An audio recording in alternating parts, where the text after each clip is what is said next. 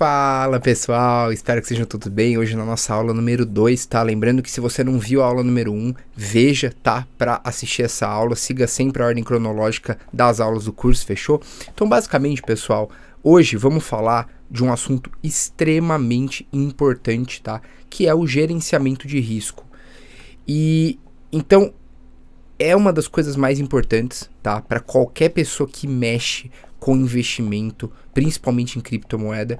E o gerenciamento de risco, basicamente, ele vai consistir, tá, em você ter a noção de risco-retorno.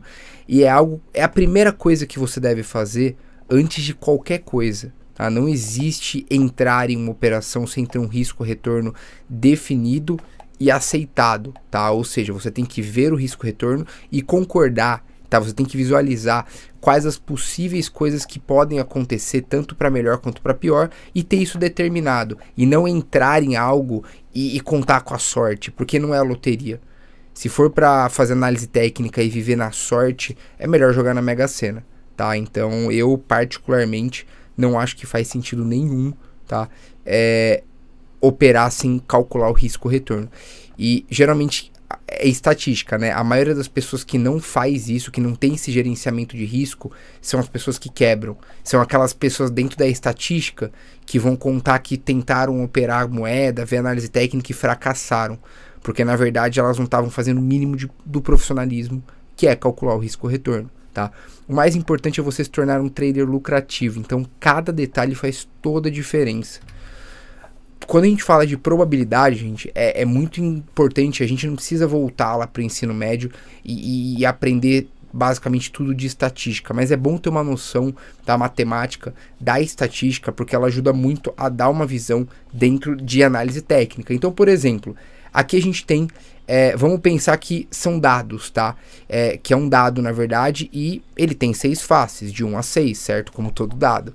E os números vermelhos aqui, certo, significam as possíveis combinações que pode sair, ou seja, de 1 a 6, e os azuis aqui correspondem às probabilidades que me dariam, por exemplo, um lucro num lançamento de dado. Então vamos supor que ao lançar um dado, se cair 1, 2, 3 ou 4, eu ganho, certo?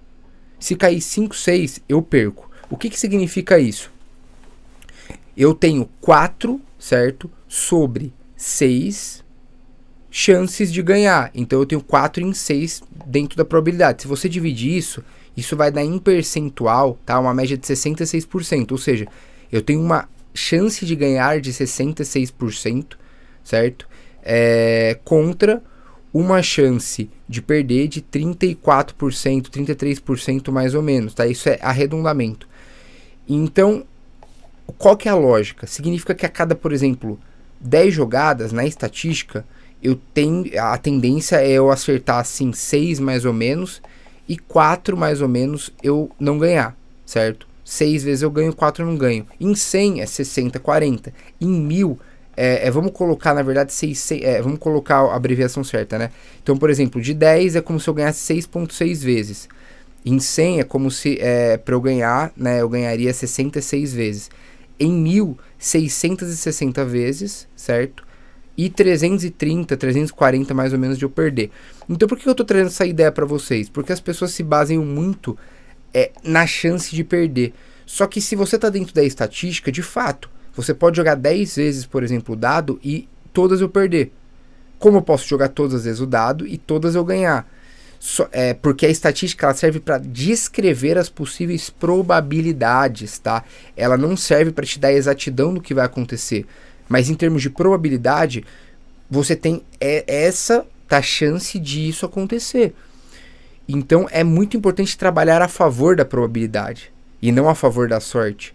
Uma vez que você sabe que de 1 a 4 você tem mais chance de ganhar do que de 5 e 6, independentemente se, eu joguei 10 vezes o dado e caiu 5 e 6. Isso foi sorte, certo? Isso foi atípico.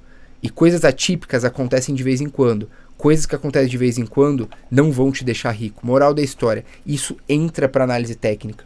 Uma vez que você quer ser uma pessoa lucrativa, você trabalha com probabilidades. Você trabalha com a probabilidade a seu favor e você sabe que por mais que você perca, você vai ganhar também.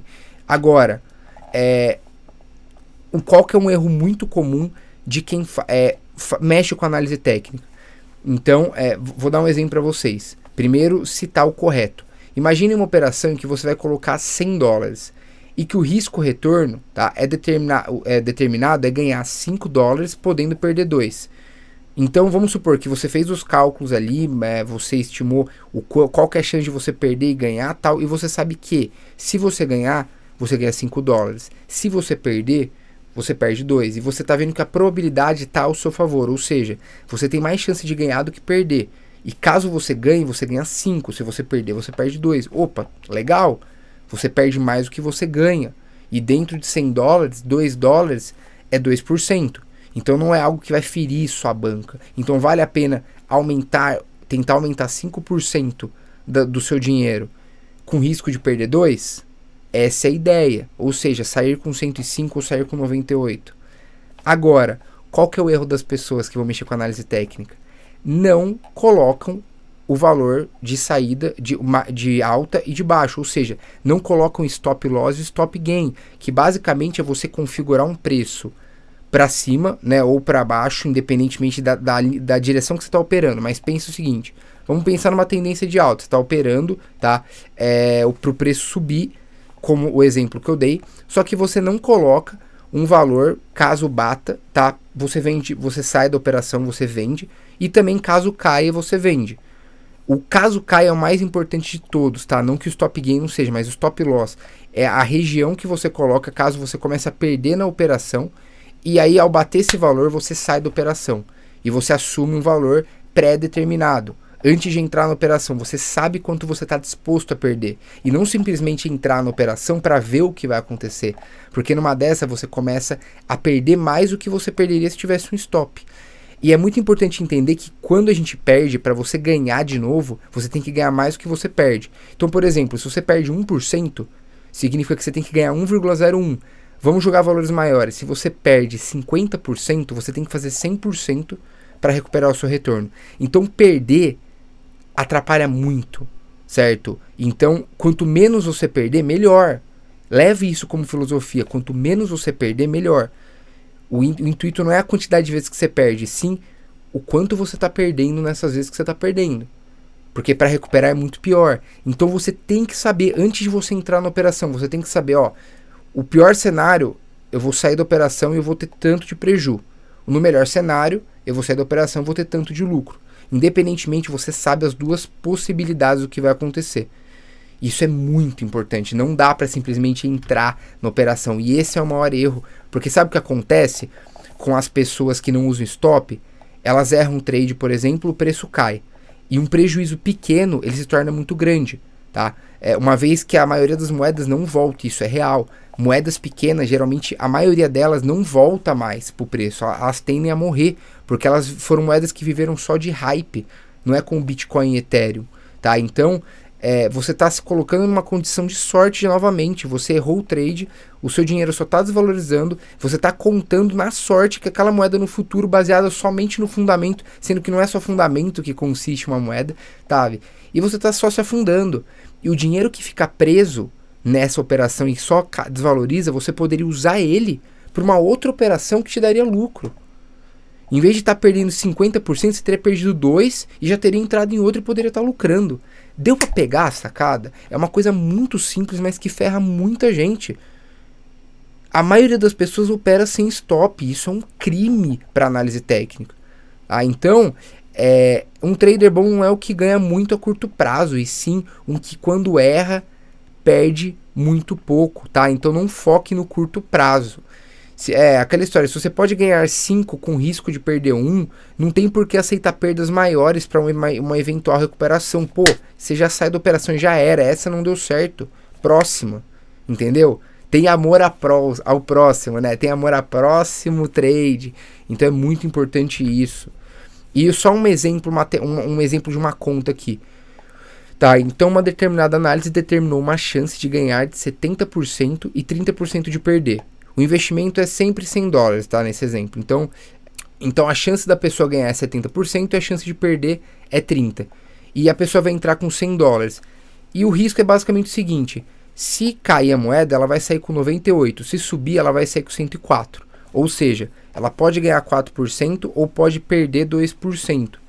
Só que o risco dela ganhar é 70% contra 30%, ou seja, ela tem uma probabilidade maior de ganhar do que perder. E ela tem um risco-retorno aceitável, porque ela tem mais retorno, tá, do que o risco. Então, você está dentro da probabilidade, está ao seu favor, certo? Como calcular, como enxergar isso, a gente vai aprender ao longo do curso, mas é só noção matemática. Então, vamos pensar em 100 operações, seguindo o mesmo padrão, a probabilidade é de 70 operações darem 4 dólares de lucro e 30 operações darem menos 2 de prejuízo. Por quê?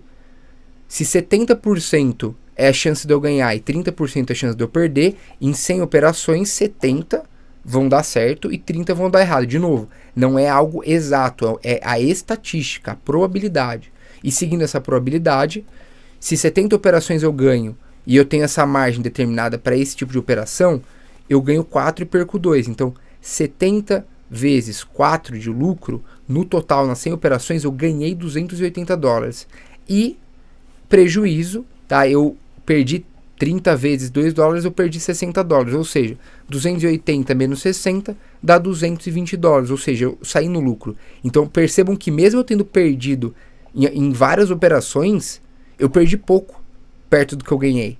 E eu ganhei mais do que eu perdi. Então isso me deu a possibilidade de lucrar. Começa a fazer sentido? Então o problema não é perder. O problema tem que saber perder e o mínimo possível. Certo? Essa é uma frase clássica. Um trader bom não é o que ganha muito a curto prazo. Eu já falei na aula, mas estou retomando. E sim um que quando erra, perde muito pouco. Então entenda que aqui, tá, você não pode focar no curto prazo. Aqui você tem que focar, tá, nas probabilidades e na lógica de risco-retorno. Fechou? Então é isso, pessoal. Espero que tenham gostado do vídeo. Qualquer dúvida, deixe nos comentários, tá bom? E eu espero vocês na próxima aula. Fechou? Então até o próximo vídeo. Valeu!